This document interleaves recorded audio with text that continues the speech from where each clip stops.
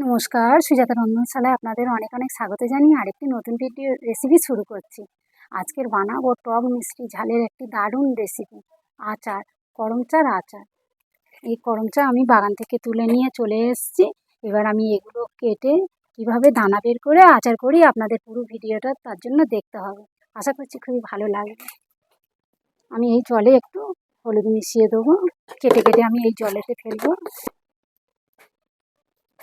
বন্ধুরা, দেখলেই খেতে ইচ্ছা করে, আর এই সত্যি এই করমচার আচারটা খুবই খেতে ভালো লাগে।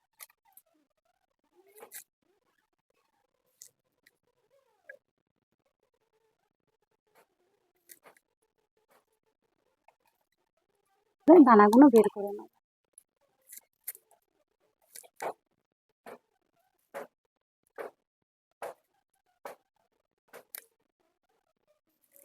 আমি এইভাবে দানাগুলো সব, একটু সময় লাগবে, সময় নিয়ে কাটতে হবে। দানাগুলো আমি এইভাবে চালা করে দানাগুলো বের করে নেব। এরকম করে মাঝখানে কেটে নিয়ে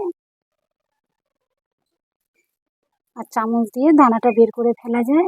আবার দুরকম করেও আচার করা যায়। ওটা চেরি চেরি করে রাখলে তখন গোটা করমচাটা ছুঁচ বা বলতে ছুঁচ দিয়ে, চট সেলাইয়ের মোটা ছুঁচ দিয়ে দানাটা ঘুরিয়ে ঘুরিয়ে বের করে, ওটা আরও সময় লাগবে। ওটা গোটা গোটা থাকে দেখতে, ওটা আরও ভালো লাগে।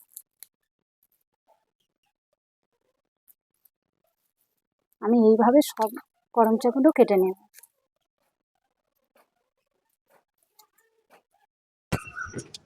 সবগুলো আমার কাটা হয়ে গেছে। এগুলো ভালো নয়, এগুলো আর নেব না। এবার আমি এগুলো বের করে নেবো। কাটতে কাটতে দানা বের করতে সময় লাগছিল, কেটে নিয়েছি। এবার দানা বের করে নেব।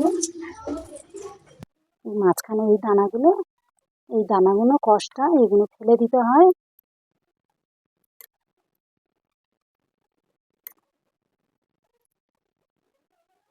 নিয়ে হলুদ জলে দিয়ে দেবো। কালো হয়ে গেছে, হলুদ জলে দিয়ে দেবো। দিয়ে বারবার ভালো করে চকচকে করে পরিষ্কার করে ধুয়ে নেব।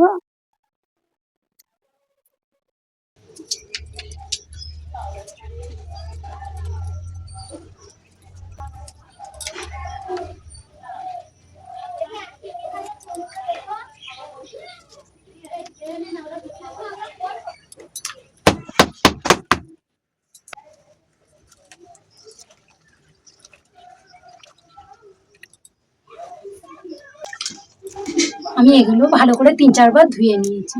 আমি এবার এগুলো একটু শুকিয়ে নেব। যতক্ষণ গায়ের রসটা থাকে, এক্সট্রা জলটা আমি শুকিয়ে নেব।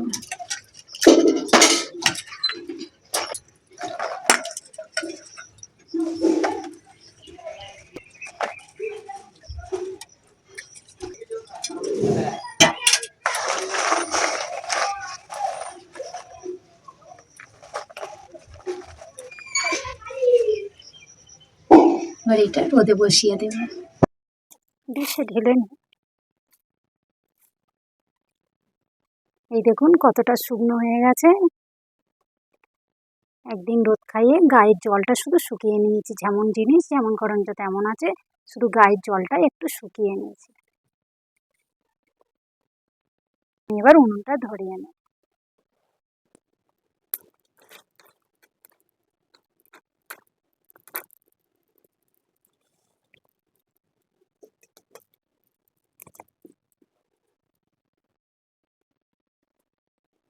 আমি একটা ভাজা মশলা বানিয়ে নেব।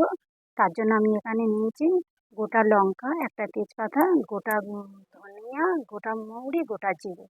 একসাথে আমি সব ভেজে নেব। অল্প একটু ভাজবো, হালকা করে একটু ভেজে নেব।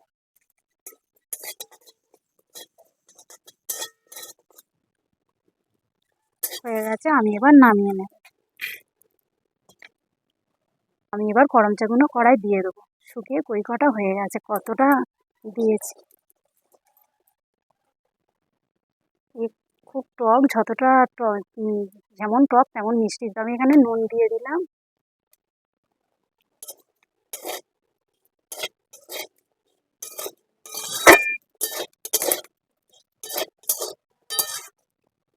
দিয়ে দেবো চিনি। আমার 500 গ্রাম করমচা, 500 চিনি দিয়ে দেবো।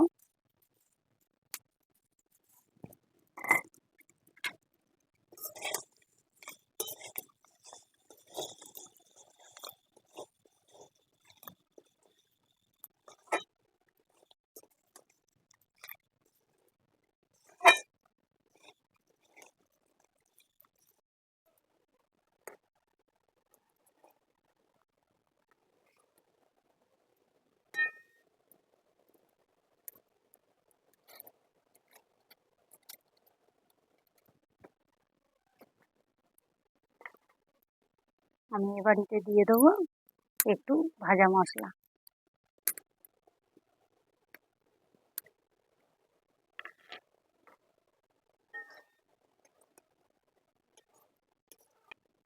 হয়ে গেছে আমার, যে চিনি গলে শুকিয়ে গেছে। এবার আমার হয়ে গেছে এটা আপনারা সারা বছর কাঁচের বয়ামে রেখে সারা বছর খেতে পারেন।